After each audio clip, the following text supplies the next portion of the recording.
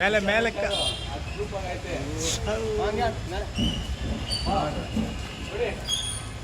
ಏನು ತೊಂದರೆ ಇಲ್ಲ. ಪಕ್ಷಿ ಇದು ಕಡೆ ನರ್ಸು ದರಿಂಗಿ ನರ್ಸುತ್ತೆ.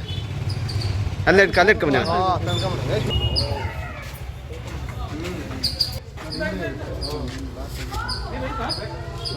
ಕೊಡು ಕೊಡು ಕೊಡು. ಹಾಂ ತಗೋ ಮಂಜು ನೀರು ಇದೆಯಾ? ಬಟ್ಟೆ ಇದು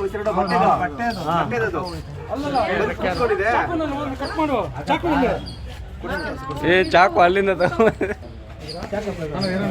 ಇವನ್ ಯಾರ ಕ್ಲೋಸ್ ಅಪ್ ಮಾಡಿಬಿಟ್ಟು ಇಕ್ಬಿಟ್ಟಿದೀಯ? ಅಲ್ಲ ಅವನ್ ಕ್ಲೋಸ್ ಅಪ್ ಮಾಡಿಬಿಟ್ಟಿದ್ದಾನೆ. ಮರದಲ್ಲಿ ಬಿಟ್ಬಿಡ್ರಿ, ಇದು ನೈಟ್ ಓಡಾಡೋದು.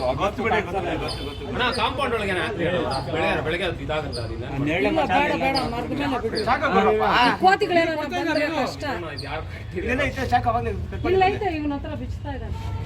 ಇರಪ್ಪ ಗಟ್ಟಿಯಾಗಿ ಕಟ್ಟಿದ್ದಾರೆ.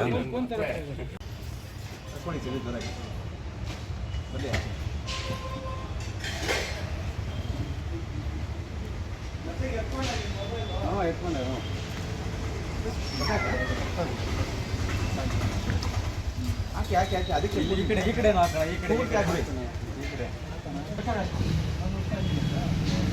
ಪಾಪ ಜಾಸ್ತಿ ಹಾಕಿ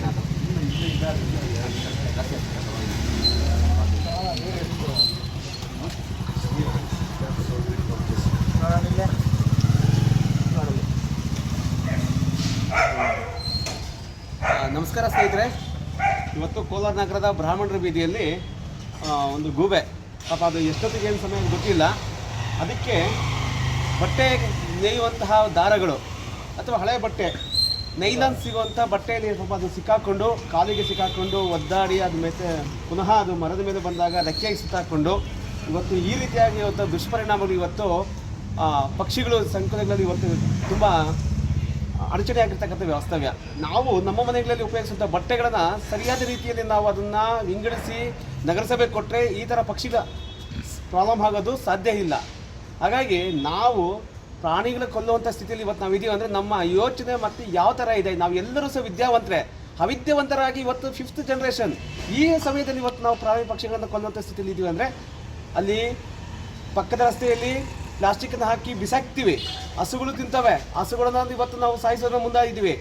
ಬಟ್ಟೆ ಪೀಸುಗಳನ್ನು, ನೈಲಾನ್ ಕಾಟನ್ಗಳನ್ನು ಬಟ್ಟೆಗಳನ್ನು ಸಿಕ್ಕಾಕ್ಸ್ಕೊಳ್ಳೋ ರೀತಿಯಿಂದ ಪಕ್ಷಿಗಳಿಗೆ ಅಡ್ಡ ಪರಿಣಾಮಗಳು ಇವತ್ತಿದೆ. ಇವತ್ತು ಈ ಥರದ ಪರಿಣಾಮಗಳು ಇವತ್ತು ನಾವು ಮನುಷ್ಯರು ಒಂದು ಕೆಟ್ಟ ವ್ಯವಸ್ಥೆಯಲ್ಲಿ ಹೋಗ್ತಾ ಇದೀವಿ ಅಂದರೆ ನಾವು ನಮ್ಮ ಸ್ಥಿತಿಯನ್ನು ಕಂಡುಕೋಬೇಕು. ಇವತ್ತು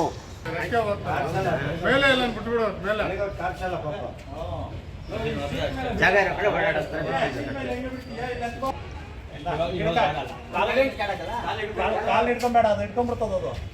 ಅವಾಗ ಅದಂತ ನೋಡ ಬೈಕ್ಗೆ